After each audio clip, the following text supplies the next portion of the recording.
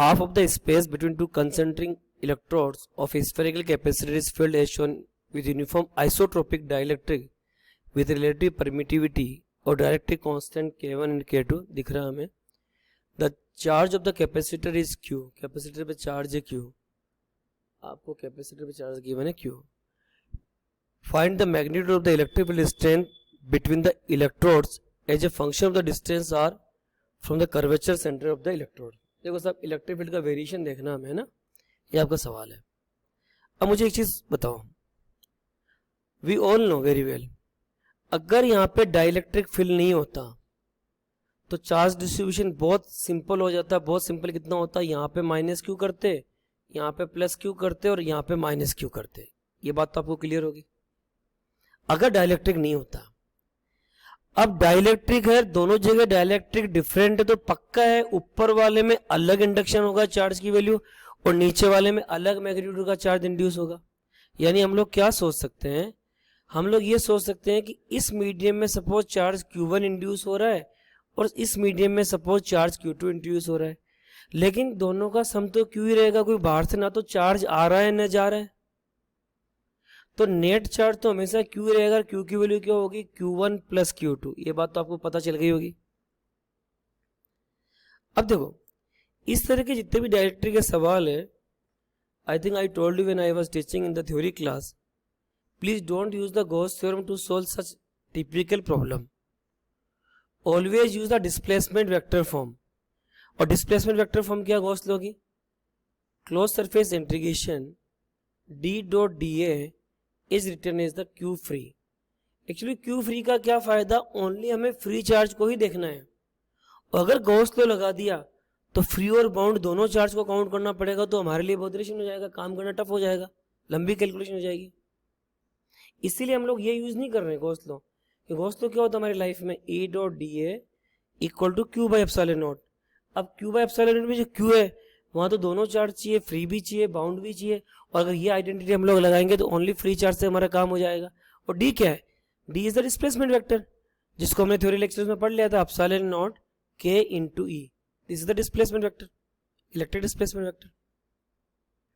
ये बात आपको समझ में आ गया. अब देखो, अब ध्यान से सुनना, अगर मैं आपको एक पार्ट को हाईलाइट करके दिखाऊं, अगर मैं आपको ये वाला हाईलाइटेड पार्ट दिखा रहा हूं, दिख रहा है सबको, और एक ये वाला पूरा हाईलाइटेड पार्ट करके दिखा रहा हूं, जितने भी पार्ट दिखा रहा हूं, ये जितने भी हाईलाइटेड पार्ट है जो मैं आपको दिखा रहा हूं, इन दोनों का पोटेंशियल क्या होगा, सेम. सिमिलरली यहां पे भी आप देखोगे इस पार्ट का पोटेंशियल तो सेम ही होगा ना, because both are the equipotential surface. इसका मतलब आपको क्या सोचना है, इसका मतलब अगर मैं आपको समझाने की कोशिश करूं और आप समझ पाओ तो ध्यान से देखना. इसका मतलब आप ये सोचोगे, अगर मैं यहाँ पे एक पॉइंट लेता हूं A पॉइंट और यहाँ पे लेता हूं B पॉइंट, यहाँ पे एक पॉइंट लेता हूं C पॉइंट, यहाँ पे लेता हूं D पॉइंट, यहाँ पे मैं लेता हूं E पॉइंट और यहाँ पे लेता हूं मैं F पॉइंट, यहाँ पे लेता हूं मैं G पॉइंट और यहाँ पे लेता हूं H पॉइंट. इसका मतलब potential difference between any two point जो मैंने शो किए हैं वो सेम होगा, क्योंकि E की वैल्यू क्या होती है, V बाई डी. E की वैल्यू क्या होती है आपकी लाइफ में, E is known as the V by D.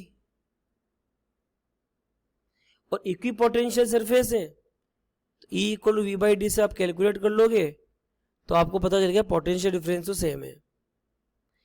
अब देखो पोटेंशियल डिफरेंस अगर सेम है, इसका मतलब जो ऊपर K1 वाला मीडियम में उसमें ही उतना इलेक्ट्रिक फील्ड होगा जितना नीचे K2 वाले में इलेक्ट्रिक फील्ड होगा.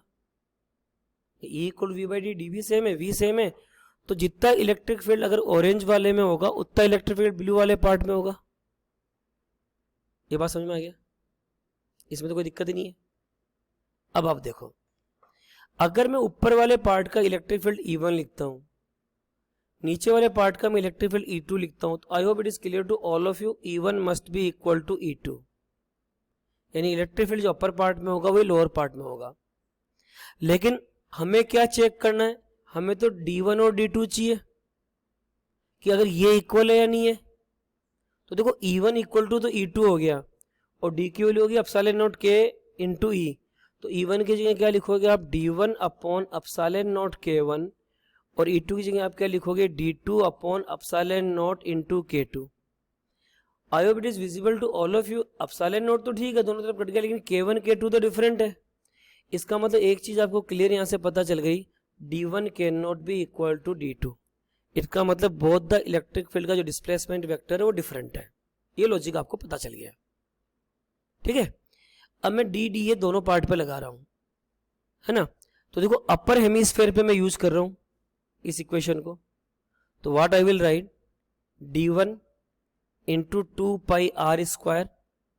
अब नीचे वाले के लिए लिख रहा हूं D2 into 2 pi R square and I have to count only free charge. Free charge तो एक ही है, दैट इज द क्यू। यहां तो कोई दिक्कत ही नहीं है। अब डी की वैल्यू मैं यहां से लिख लूं, I will write epsilon naught K1 into E, electric field same है, plus epsilon naught K2 into E into 2 pi R square equal to Q. अब यहां से मैं ई की वैल्यू कैलकुलेट कर रहा हूं, तो ई की वैल्यू कितना हो जाएगा, राइट हैंड साइड में तो क्यू ही है, यहाँ पे 2 पाई और एप्सिलॉन नॉट को एक साथ ले लूँ, आर स्क्वायर को एक साथ ले लूँ, तो 2 pi epsilon naught R square और ब्रैकेट में क्या आएगा K1 plus K2। So variation of the electric field at a distance r from the central line is given by this formula. So this is the highlighted part and highlighted part is the answer of this problem.